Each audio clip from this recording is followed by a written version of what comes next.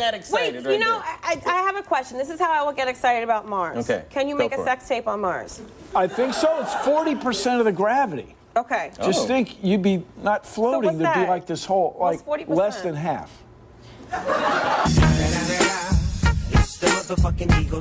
Snoop Dogg. We're seeing people in being indoctrinated to believe that creationists can't be scientists. There's experimental or observational science, as we call it. That's using the scientific method: observation, measurement, experiment, testing. All scientists, whether creationists or evolutionists, actually have the same observational or experimental science. Mr. Ham and his followers have this remarkable view of a worldwide flood that somehow influenced everything that we observe in nature. A 500-foot wooden boat, 8 zookeepers for 14,000 individual animals, every land plant in the world underwater for a full year. I ask us all, is that really reasonable? You'll hear a lot about the Grand Canyon, I imagine, also, which is a remarkable place, and it has fossils. And the fossils in the Grand Canyon are found in layers. There is not a single place in the Grand Canyon where the fossils of one type of animal cross over into the fossils of another. In other words, when there was a big flood on the Earth, you would expect drowning animals to swim up to a higher level. Not any one of them did. That's the stuff that the National Center for Science Education is really diligent about. And they pointed out the Ark and the extraordinary claims about that.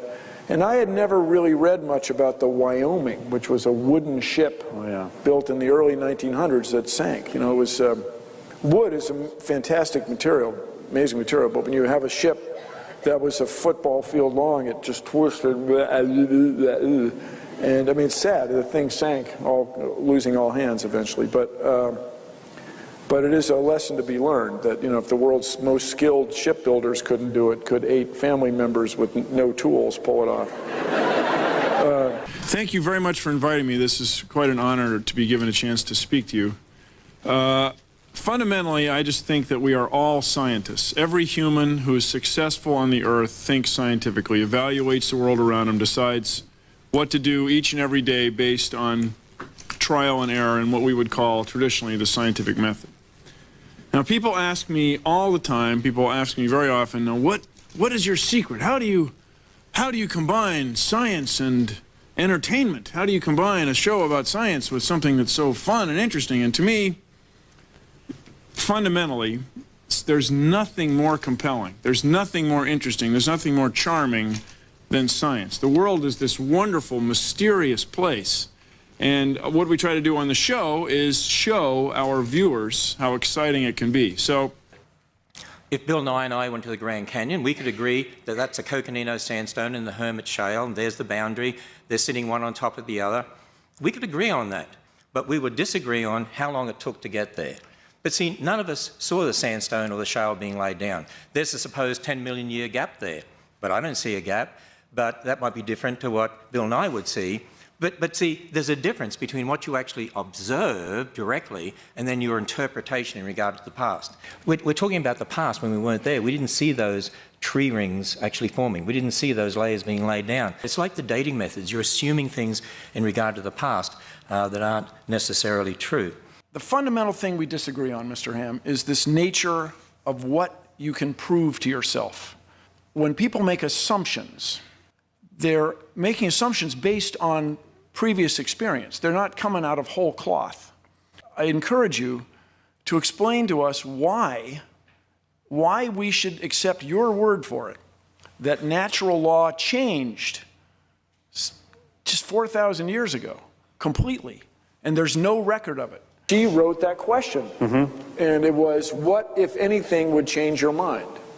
And that's sort of the essence of the whole thing, because I went, you know, of course, I went off, blah, blah, blah, well, what if we found fossils frozen in layers in the Grand Canyon? What if there was some way for starlight from stars farther than 6,000 light years away to get here in 6,000 years? Well, that was a good one, yeah. What if the Big Bang, the microwave background radiation, what if there's some way to get that there? You know, blah, blah, blah, blah, blah, blah. And of course, as you may recall, if you watch this, Mr. Ham said nothing. Nothing would change his mind. So imagine if you're on a jury. I mean, or rather, you're accused of something and these guys are on the jury.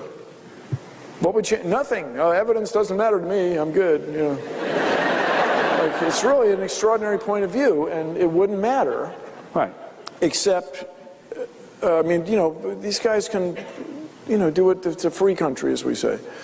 But they have a complete or thorough curriculum where they indoctrinate young people. That's a big deal with them. They got DVDs and workbooks and quizzes, and they look just like science tests. There's be electricity, amps and volts, and mitochondria, and then at the bottom, and the Earth is 6,000 years old. Mm-hmm. It's really, and as I say, we just can't, it is not in anybody's best interest to raise a generation of science students that cannot reason, that has no critical thinking skill. And that's where they cross a line. A wiener.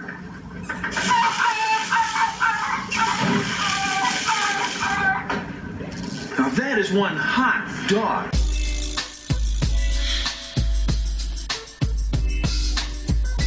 To address that and the previous thing, we look to you. Okay, I'm a voter, and I'm hiring you people to solve these problems, with all due respect. Okay, so what it takes is leadership. This business of the rich neighborhoods having better schools than the poor neighborhoods is ancient. This is near as long as it's centuries old. And this takes leadership to compel people that it's really in their best interest to change this. It's really in everyone's best interest not to have poor people not getting good educations. And in a society that is increasingly dependent on science and technology, we are headed for disaster if we do not get these people, get everyone with a minimum of a science understanding of the world. And so I'm doing absolutely all I can every day to change the world. But I really look to everyone in all branches of government to lead people to make sure that everyone gets a good education. Natural law hasn't changed. As I talked about, you know, I said we have the laws of logic, the uniformity of nature, and that only makes sense within a biblical worldview anyway, of a creator God who set up those laws, and that's why we can do good experimental science, because we assume those laws are true, and they'll be true tomorrow. We build models based upon the Bible, and those models are always subject to change. The fact of Noah's flood is not subject to change. The model of how the flood occurred is subject to change because we observe in the current world, and we're able to come up with maybe different ways this could have happened or that could have happened, and that's part of that scientific discovery. You cannot ever prove using the scientific method in the present, you can't prove the age of the Earth, so you can never prove it's old. So there is no hypothetical. What we want in science as practiced out on the outside, is an ability to predict. We want to have a natural law that is so obvious and clear, so well understood, that we can make predictions about what will happen. And the big thing I want from you, Mr. Ham, is can you come up with something that you can predict? Do you have a creation model that predicts something that will happen in nature? Really, there's a tree in Sweden that's believed to be over 9,500 years old. You can go to a park in California and they're bristlecone pines that are over 6,000 years old. So, Mr. Ham, dude, you can't be serious. You can't be serious. But here's the crazy thing. He will say, and I find this argument difficult to have with people, but he will say, how do you know? And you'll say, well, tree rings. Okay, well, you can say those tree rings that formed in the 50 years that we've been looking at this tree or thinking about tree rings, okay, maybe, but you don't know how long it took for those other tree rings to form. Yeah, we do. Well, yeah. You do. But I know what you mean, and I'm right there with you. So then I said, well, if there, and this was arithmetic, if there's 16 million species now, and you've had 4,000 years, that means we need 11 new species a day. Not 11 new animals or plants, 11 new species of animals and plants. And I did this, and then how many, in order to get ice cores with 680,000 layers, you'd have to have 150 winter snow cycles every year, the last 4,000 years. I mean, it's just not working out. Mm-hmm. Let me say, I'm sure each and every one of us believes in something that we have no evidence for. Don't you think? Oh, sure. Yeah. Like fish like me, or so, you know. Right. I mean, I don't know. So we all believe in something that there's no evidence for, and that's fine as long as you keep it separate from the process of science and critical thinking.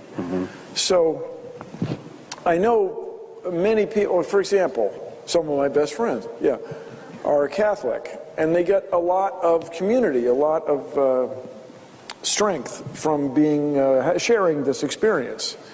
And I understand that, but that doesn't mean the Earth's 6,000 years old. It just can't be. And that the Pope has issued this statement, that's great, but that's not an extraordinary thing. I mean, you know what I mean? It's news, I guess. But it seems to me the Catholic Church has had sort of an enlightened view of many things for decades now. No, but I mean, there was a couple centuries when they weren't so great at stuff, right? No.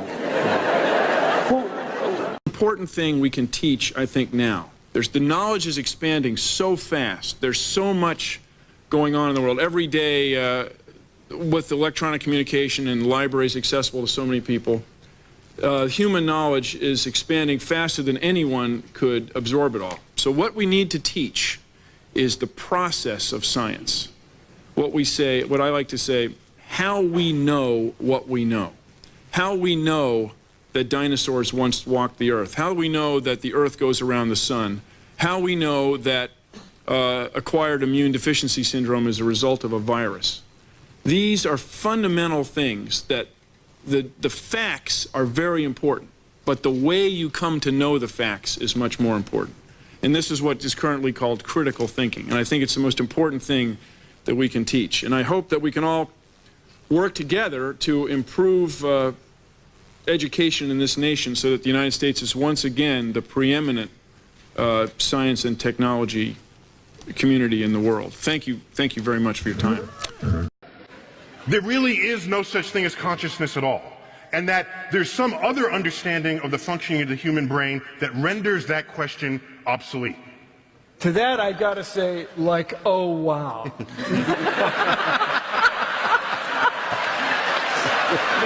Perfect.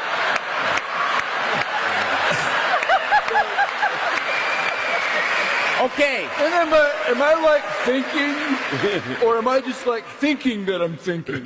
Wow. Will you stop with that?